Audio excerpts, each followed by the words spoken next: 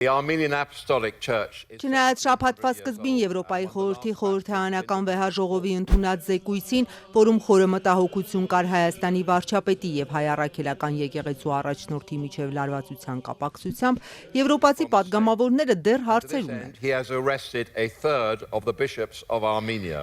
Խորհրդարանական վեհաժողովի նիստում արտգործնախարար Միրզոյանի ելույթից հետո պահպանողականների խմբից հարց հնչեց. Եպիսկոպոսների ձերբակալությունները, վարչապետի հռչակած բարեփոխման ծրագիրն արդյոք կրոնական եւ խոսքի ազատության խախտում չէ։ Միրզոյանը պատգամավորի հայտարարությունը բամբասանք որակեց։ Պնդեց Հայաստանում հոգեվորականների նկատմամբ հալածանք չկա։ There is no persecution of clergymen in Armenia. Կա մի իրավիճակ, երբ Հայաստանի որոշ քաղաքացիներ հրապարակայնորեն կոչ են անում հեռացնել ժողովրդավարական ճանապարհով ընտրված իշխանությանը, զինված հեղաշրջման միջոցով, եւ հրապարակայնորեն կոչեր են անում սպանել Հայաստանի իշխանության որոշ ներկայացուցիչների, այդ թվում ինձ։ Ինչպիսին կլինի ձեր որոշումը։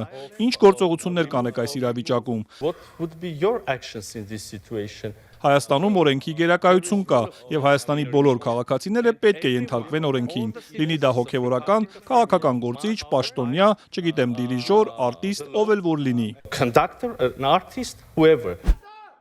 Հայաստանում իշխանության զավթման եւ ահաբեկչության փորձի համար մեղադրվում է Տավուշի թեմի նախկին առաջնորդ 2024-ին վարչապետ Փաշինյանի հրաժարականի պահանջով փողոցային պայքար մղած Բագրատ arczepiskopos Գալստանյանը։ Նաեւ դատարանի առաջ կանգնած իր 17 աջակիցները մեղքը չեն ընդունում, այն քաղաքական համարում, պնդում, որ որպես ապացույց ներկայացվող գաղտնալսումները խեղաթյուրված են։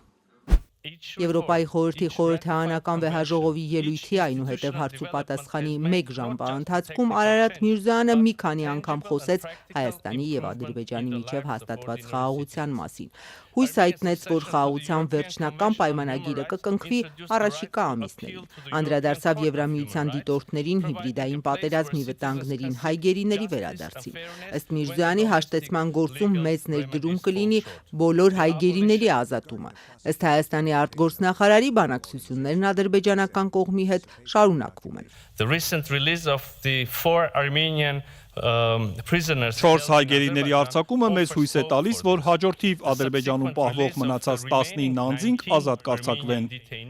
Currently still held in Azerbaijan. 3 տարուց ավելի է Թուրքիան չի կատարում պայմանավորվածությունն ու չի բացում սահմանը երրորդ երկրների եւ դիվանագիտական անձնագրեր ունեցող քաղաքացիների համար։ Հայաստանի հետ հարաբերությունների հաստատումը շարունակելով պայմանավորել հայ-ադրբեջանական կարգավորմամբ, բայց Հայաստանի արտգործնախարարն այսօր լավատես էր։ Հույս ունեմ, որ առաջիկա օրերի շաբաթների ընթացքում կտեսնենք սահմանի մասնակի բացում, այնուհետև սահմանը կբացվի լիովին։ Միրզոյանը կարծիք հայտնեց, որ ինչքան մոտենան խորհրդարանական ընտրությունները, հիբրիդային հարձակումները կավելանան։ Ազատության թշնամիները քնած չեն ընտրություններից 4 ամիս առաջ Արարատ Միրզոյանը հնարավոր միջամտություններին անդրադարձավ, առանց հստակեցնելու, թե ում նկատի ունի։ They are ready to pump millions of dollars into propaganda machines and illegal schemes of interference. Նրանք պատրաստ են միլիոնավոր դոլարներ ներդնել քարոզչական ու միջամտության անօրինական սխեմաների մեջ, տիրապետում են գրեթե անսահմանափակ լրատվական ռեսուրսների,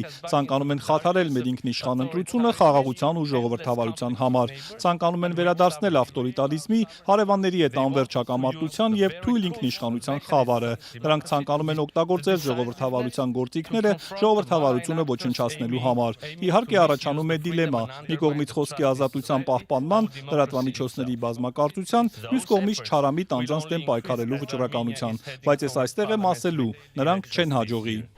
But I stand here to tell you, they will not succeed.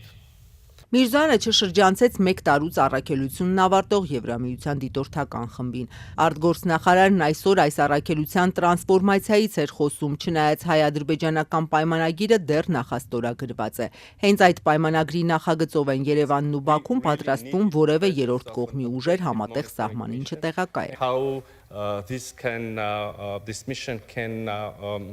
continue to support our internal. Իսկապես, առաքելությունը նպաստել է Հայաստանի ու Ադրբեջանի սահմանին կայունությանը, նաև հասկանում ենք, ժամանակն անցել է, հիմա ունենք խաղաղություն, պետք է մտածենք, ինչպես կարող է այս առաքելությունը նպաստել ներքին, միգուցե սահմանային կառավարման կարողությունների զարգացմանը։ Հայաստանի գլխավոր դիվանագետը եվրոպացի պատգամավորներին հավաստիացրեց, թե Փաշինյանի կառավարությունն իրականացնում է Եվրամիությանն ավելի մոտենալու քաղաքականություն։ Վիզաների ազատականացման բանակցություններն անցած տարեվերջին մեկնարկեցին, չնայած հետխորհրդային մյուս երկրների տարիներով ձգվող փորձին, Միրզոյանը հույս հայտնեց, որ առաջիկա ամիսներին, միգուցե հաջորդ տարի հայաստանցիներն առանց վիզա ճամփորդեն դեպի Եվրոպա։